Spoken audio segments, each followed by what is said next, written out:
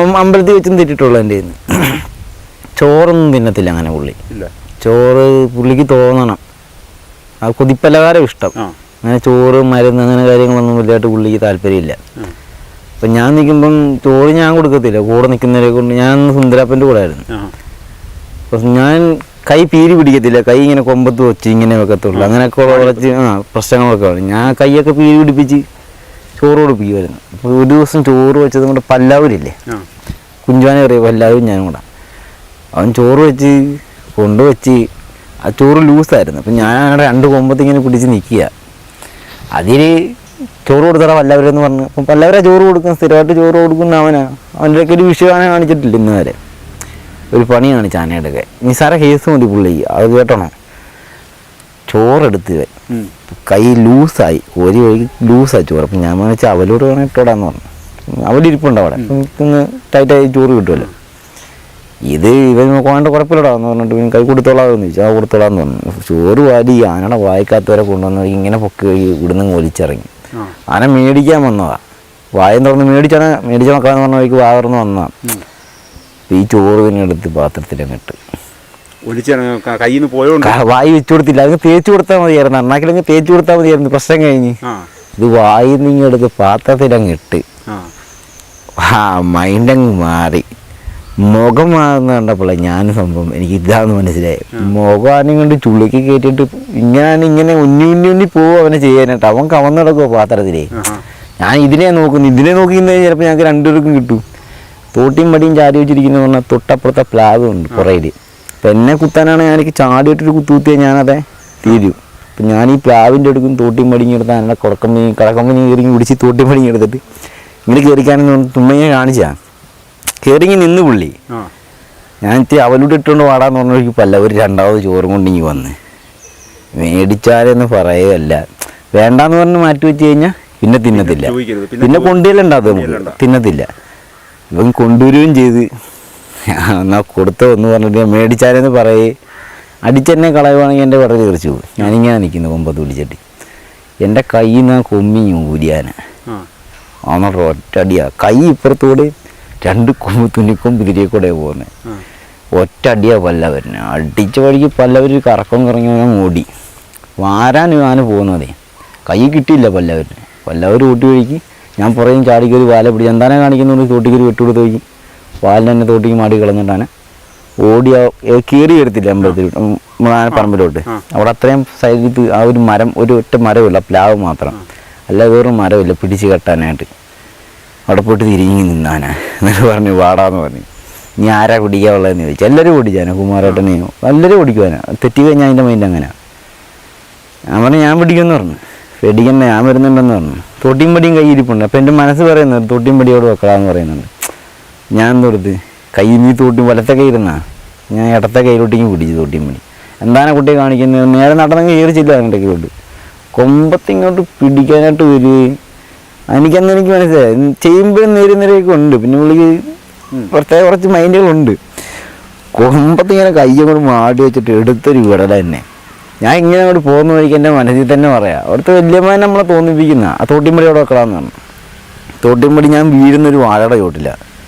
ആ വാഴയുടെ ചോട്ടി തോട്ടിമ്പടി അങ്ങ് വെച്ചിട്ട് ഒരു കറക്കം കൂടെ കറങ്ങിയിട്ട് അവിടെ വേസ്റ്റ് കത്തിക്കുന്നൊരു ഇതുണ്ട്, കുഴി.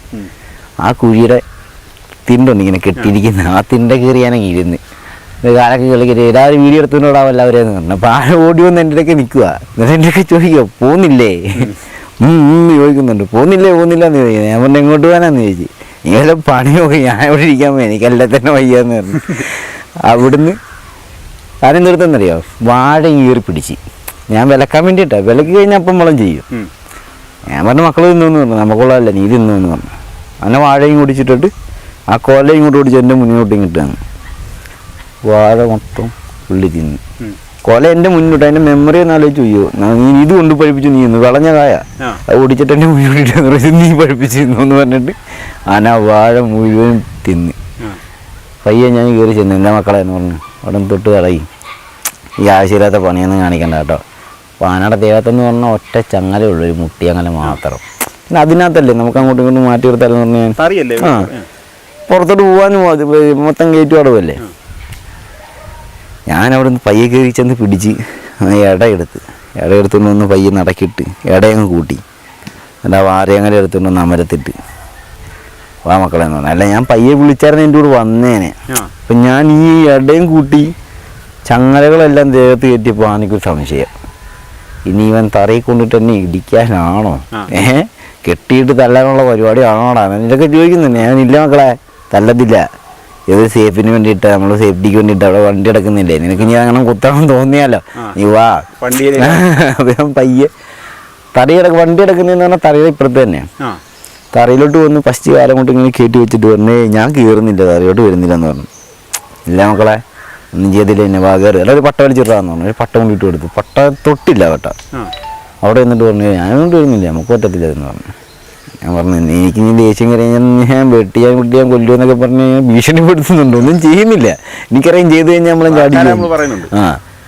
ഏകാശി ഞാൻ കുഞ്ചി കുറച്ചും കൂടി കയറിപ്പോടാ വാറങ്ങളുടെ അടുത്ത് നൈസായിട്ട് അതോട്ട് കൊടുത്തടാന്ന് പറഞ്ഞു. വാറ തൊട്ടുവഴിക്ക് പുള്ളി നൈസായിട്ട് ഇങ്ങോട്ട് തിരിയാ എൻ്റെ നേരെ ആകാൻ തുടങ്ങി. പറഞ്ഞാൽ അവിടെ ഇട്ടെന്ന് പറഞ്ഞു, എടുക്കണ്ട അവിടെ ഇട്ട് എന്നാൽ കെട്ടുമൊന്നും വേണ്ടെന്ന് പറഞ്ഞ് എന്തൊക്കെ ഞാൻ കയറിയൊക്കെ പറഞ്ഞ് കോലും കൊണ്ടു ചാരി. എന്നിട്ട് കയറിപ്പോൾ ഒരു 1 മണിക്കൂർ അടുത്ത് ഞാൻ അവിടെ നിന്നിട്ട് ഒരു ക്ഷമ കെട്ടെനിക്ക്. ഞാൻ അതിനെടുത്ത് ഞാൻ ചുമ്മാ തോട്ടിക്കൊരു ഉടക്കൂടെ തുടങ്ങി. ഞാൻ കൊല്ലുമെന്ന് പറഞ്ഞിട്ട് ചുമ്മാ തോട്ടിക്കൊരു വെട്ടുവിട്ടിയതാണ്. എന്നാൽ നീ എന്നെ കൊന്നെന്ന് പറഞ്ഞിട്ട് ലോറി ആന കണ്ട്. ഞാൻ ജീവിതത്തിൽ ആദ്യമായിട്ടാണ് ആന അങ്ങനെ ലോറി പൊക്കുന്നത്. എൻ്റെ പൊന്നെ ഇങ്ങനല്ലേ കൊമ്പിരിക്കുന്നത്. ഇങ്ങോട്ട് വന്നിട്ട്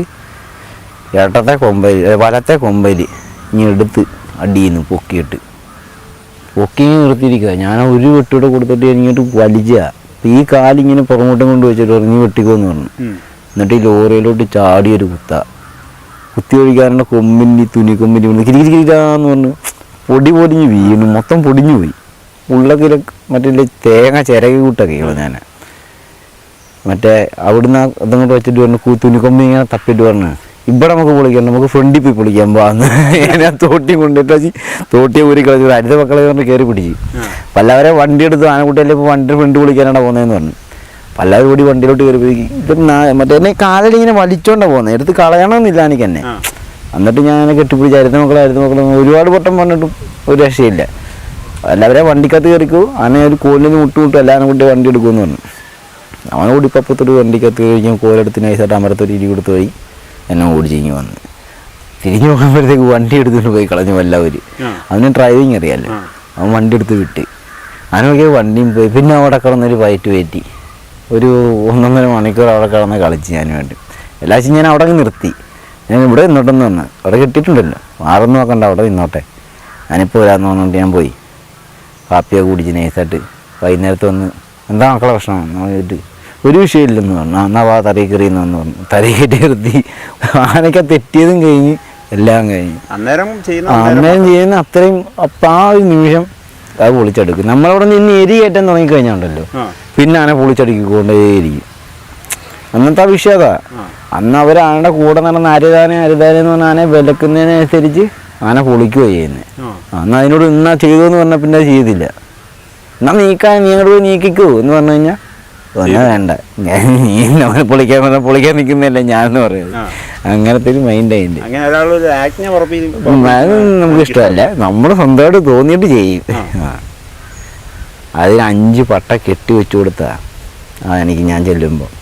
അതിനങ്ങനെ എടുത്ത കൊമ്പത്ത് ആറാട്ടുപുഴ പൂരത്തിനാണ് പട്ട കെട്ടി വെച്ചു കൊടുത്ത 5 പട്ട. അതിനെക്കൊണ്ട് ഞാൻ സിന്താപ്പേർ പറഞ്ഞു, ഈ ആനയെക്കൊണ്ട് ഞാൻ ഇതിനേക്കാളും കൂടുതൽ പട്ട എടുപ്പിച്ച് ഞാൻ കാണിച്ചു തരാമെന്ന്. എന്നോട് എനിക്ക് ചാനപ്പണിക്കകത്ത് എന്നോട് എന്തെങ്കിലും കുഞ്ഞുപ്പിച്ച് പെരുമാറി കഴിഞ്ഞാൽ എനിക്കത് മനസ്സിൽ നിന്ന് പോകത്തില്ല. ഞാൻ പറഞ്ഞു സുന്ദരാപ്പ എനിക്ക് തന്നെ ഇതൊന്നും അറിയത്തില്ല, എടുത്ത കൊമ്പ ഇതിൻ്റെ കൊമ്പത്ത് പെറുക്കി വെച്ച് കൊടുത്താൽ പട്ട അവിടെ ഇരിക്കും, താഴെ പോകത്തില്ല. ഈ 5 പട്ടയൊക്കെ കെട്ടി കൊടുക്കണമെന്ന് പറഞ്ഞാൽ കീഴ്ക്കൊമ്പ ആന കൈ പിടിച്ചോണ്ട് പോകും. ഇത്രയും എടുത്ത ഒരു കൊമ്പുള്ള ആനക്കുട്ടിക്ക് 5 പട്ട കെട്ടി വെച്ച് കൊടുക്കേണ്ട ആവശ്യമുണ്ടെന്ന് ചോദിച്ചു. ഇതിനെക്കൊണ്ട് ഞാൻ കാണിച്ചു തരാമെന്ന് പറഞ്ഞു. 15 പട്ട ഞാൻ കെട്ടാതെ വാങ്ങിച്ചിട്ടുണ്ട് അതിനെക്കൊണ്ട്. അമ്പലത്തിൽ വരുന്ന പട്ട മുഴുവൻ അതിനെ കൊണ്ട് ഞാൻ മാറ്റിയെടുക്കി പോകും. ലോഡ് കണക്കിന് അവിടെ പട്ട എടുത്തില്ലേ, അത് തന്നെ പോയി സ്വന്തമായിട്ട് അതിൻ്റെ പട്ടകളെല്ലാം എടുത്ത് അടുക്കി മാറ്റി വെക്കും. നമ്മളവിടെ ഒന്നും പ്രത്യേകിച്ച് നമുക്കവിടെ റൂളില്ല, എല്ലാം സ്വന്തമായിട്ട് നമ്മളോട് ചെന്ന് അതിനോട് പറഞ്ഞു കൊടുക്കുക. അപ്പം നമ്മുടെയൊക്കെ ഒന്ന് വിലമിക്കും ചെയ്യണമെന്നൊക്കെ ചോദിക്കുന്നു. നമ്മളൊന്ന് ഭീഷണിപ്പെടുത്തിയാൽ അങ്ങനെ ചെയ്തേക്കാന്ന് പറഞ്ഞ് എല്ലാ കാര്യം ചെയ്യും. നമ്മൾ ഭീഷണിപ്പെടുത്തണം.